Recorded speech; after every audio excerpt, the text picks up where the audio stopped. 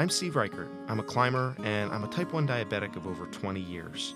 Insulin is a drug I rely on every day for survival. Banting's Ghost is my attempt to document the ways that insulin access affects the lives of real people. Frederick Banting helped to discover insulin in 1921 and sold the patent for $3 to ensure that future access to its life-saving properties was never jeopardized. I'm Martin Fuhrer. I'm originally from the southeast of British Columbia, a town called Edgewater in Canada. I've grown up here, studied in the nearby city of Calgary. Martin and I met through our mutual love for climbing. We've shared many adventures together, and we both live with type 1 diabetes. I was eager to visit him and to share some time in the mountains and hear about how insulin access and cost had impacted his life with diabetes as a Canadian. 2 sharp turns coming here, just so you know. Is that sharp turns to shoot or sharp turns to hang on to the camera? A bit of both. To wake up a bit.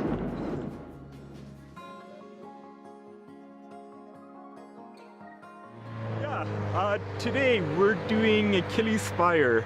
Haven't done this before. I've been up Mount Hector maybe 15 years ago, which is behind that hump there, and Achilles Spire is up here.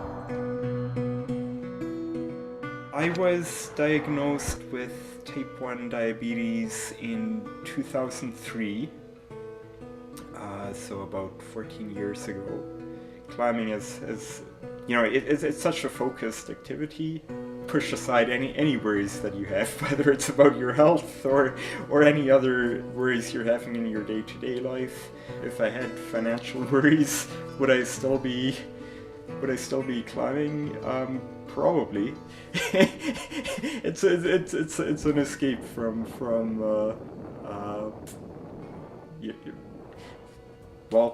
what can I say? Living in the United States, on the other hand, with type 1 diabetes, my biggest concern has always been whether or not I can afford to buy my insulin.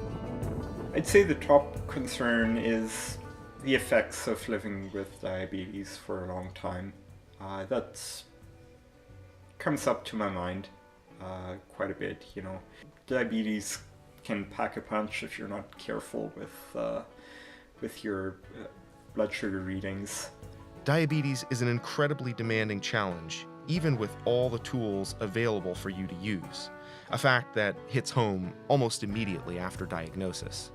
The first few weeks, didn't even think about finances, right? It was just utter shock at the diagnosis. I never had to be concerned about the financial cost of purchasing insulin.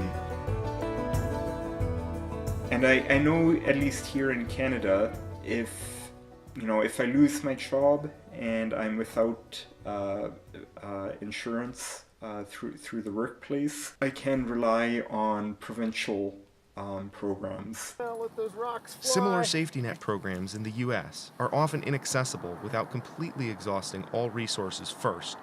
Buying insulin in the interim period without health insurance is at a minimum around $1,000 a month, not an insignificant fee for a drug which was sold 100 years ago for $3. I mean, without insulin, I wouldn't be here, right?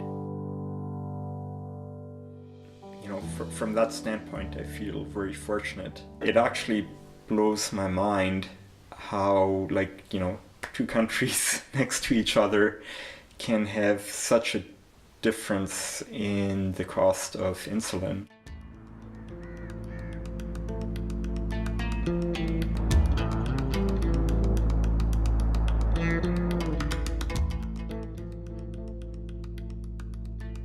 Two years ago, I was given the opportunity to work overseas. There was a job opening for a software developer in the Middle East, in the country of Oman. Just 2 months ago, I had this discussion with my doctor in Muscat, where I'm currently working. The doctor, he's Indian. He was saying in India there's a pharmaceutical company that is producing equivalent drugs to insulin drugs to Novorapid and Levemir. They have been trying to make an entry into the US market, but apparently they're unable to get in there because they're blocked by the major pharmaceutical players. But in India and in the African countries where they're marketing their products, it's affordable. And they're in business, right? They're if they weren't making a profit, they wouldn't be producing and selling the insulin. Why is there such a discrepancy in insulin pricing? That's a question I can't answer myself, but seeing the discrepancy just kind of makes you wonder. What would life be like if our biggest concern with diabetes could be managing diabetes instead of how can we afford the medication that enables us to survive in the first place? As with anything, it has to start with awareness.